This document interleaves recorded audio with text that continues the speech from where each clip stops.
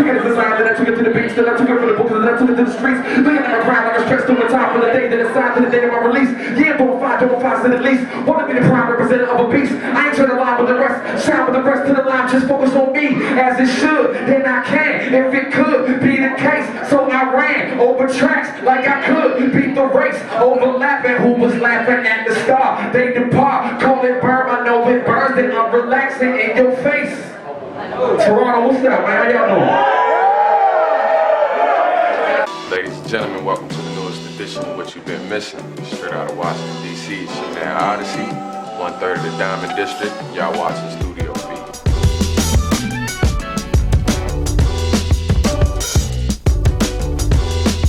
The music industry today, I'm still optimistic about it, the same as I was 2 years ago. You know, it's ever evolving, but so am I, and as all artists should be. I think a lot of the ideas I had about where the industry was going to go 2 years ago, I think I've seen them come to pass. There's been slight differences in things that I've anticipated, but all in all, being as direct to fans as possible has been the cornerstone of the new generation of artists in the music industry. And I still think that that's extremely important, and I do my best to maintain that, to be as direct with fans as possible. You know, to make sure that if I send content out, it will get more hits than if a website sends content out.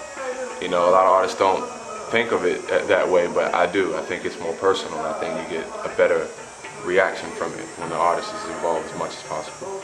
So I think the success of Mellow Music Group and the accomplishments of my own career are due to being as direct as possible. Don't just appear when, and this is for me, because I think there's a million ways to skin a cat, but me, I don't like to just appear to my fans when I have something to promote to them. And at the same time, I want them to know that I'm actually working on music and that I'm not constantly running my mouth on social networks. I think there's a fine balance that you have to have. Most importantly, you have to be as transparent as possible, I think. You know, you have to let them know that they are contributing to you making the music that they want to hear. And if they understand that process, I think they relate to you more and they support, for lack of a better word, you know. They appreciate the music and they purchase it, you know. With me, for every time I have a tweet that I'm in the studio working with such and such, there's a tweet that I'm at the grocery store picking up milk, or that I have to do laundry, or go cut my grandmother's grass, because I'm a human being. And there's time for all of those things, you know. And I think that that's what my fans appreciate about me, is that I'm a regular person, not trying to put myself on a pedestal, a hierarchy. I don't think that because I make music and they simply listen to music that I'm better. You know, it's just different sides of the spectrum and we all need each other.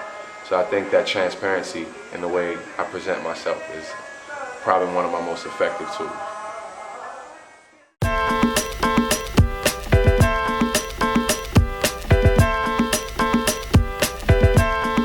These days, production-wise, I use Pro Tools pretty much exclusively to make everything that I make.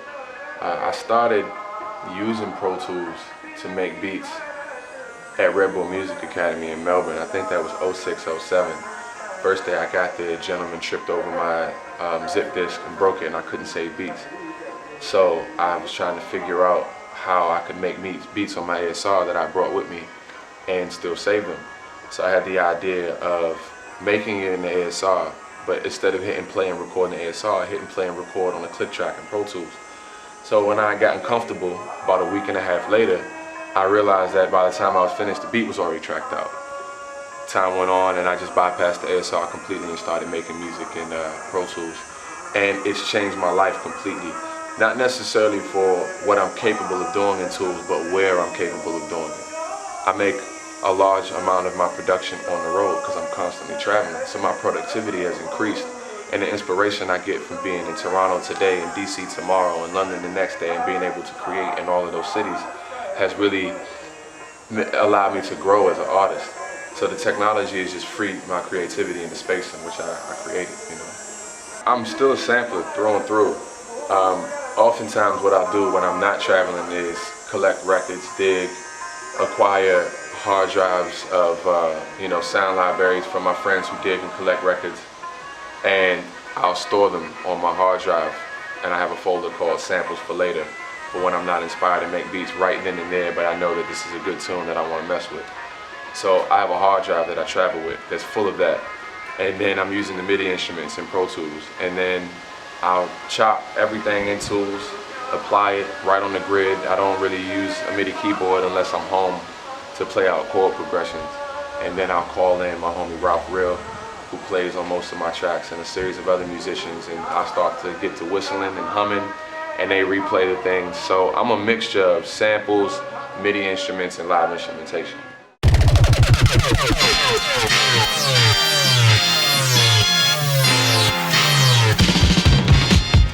Collaboration is very important for me. Coming from home, from DC, and live music in general, I love the feel of live music. I love working with artists. I love instructing musicians and giving them ideas to play and seeing how they interpret them. I love the whole process of it.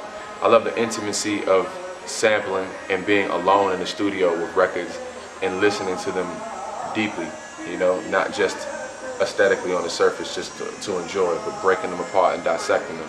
And then the process of figuring out the notes in those through MIDI instruments, and then replaying chords, and then bringing musicians in to interpret that.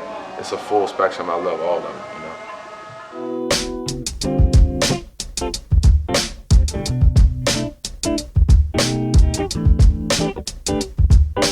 I think that technology has played an interesting role in hip-hop and in art in general, in the arts in general. I think that by the technology becoming more affordable, smaller, more accessible, that it has allowed people who didn't even know that they were capable of doing anything the chance. And what that's done is it's created a double-edged sword. It's a gift and a curse. We have a lot of prolific artists that exist today simply because of the technology we may not never know who they were. We may not have known who Flying Lotus was without Reason or without computer software. We may not know who Ninth Wonder was without Fruity Loops. But at the same time, that has opened Pandora's box for everyone else to try. So it's increased the amount of prolific, amazing artists we have, but at the same time, it's oversaturated it. I think what's missing is, and it's starting to come back, is we need tastemakers again. We need filters. I have no problem with the amount of people who are artists today. Personally, I love photographs. I love taking photographs. People tell me my photographs are good. I've sold some, they've been published. The only reason I was able to discover that I liked taking photographs was because I could have a digital camera. Had I had to develop film, an expensive hobby of it, and dedicating myself to it, I may not have ever known that I was a decent photographer. So I think that that's a great thing. There's a lot of photographers who are now videographers who had no idea that they could be amazing videographers. But on the flip side of that, you and I both know that leaves room for anyone to pick up a camera or a computer or anything and consider themselves an artist. Tastemakers are the key. Filters are the key. People who we know and trust to discern for us what's good and what's bad.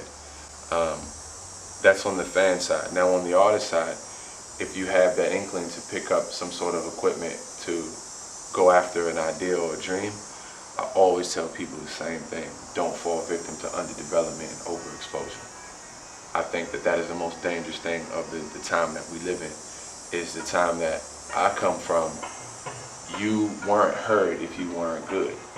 It just didn't, that's how it was. You had to be good to be heard.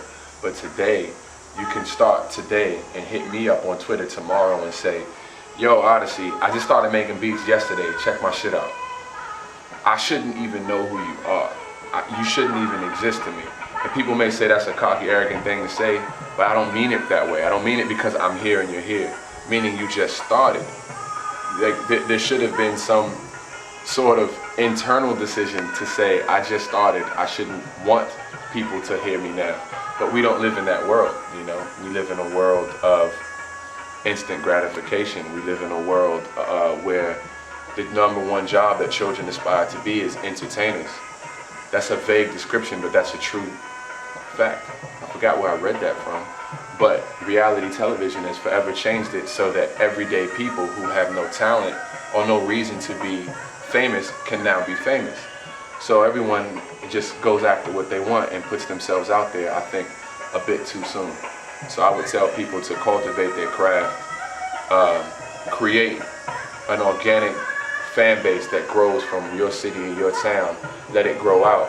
And the biggest telltale sign is how hard it is to get your music out there, or your any form of art. If you're knocking on doors constantly and you're not getting replies and phone calls and no one's hitting you back, that means that you need to work on your product more. But the more people that are hitting you back means the better you are. That's a clear indicator. If you lack the ability to be objective and analyze your own work, a clear indicator is how many people are getting at you versus you getting at them.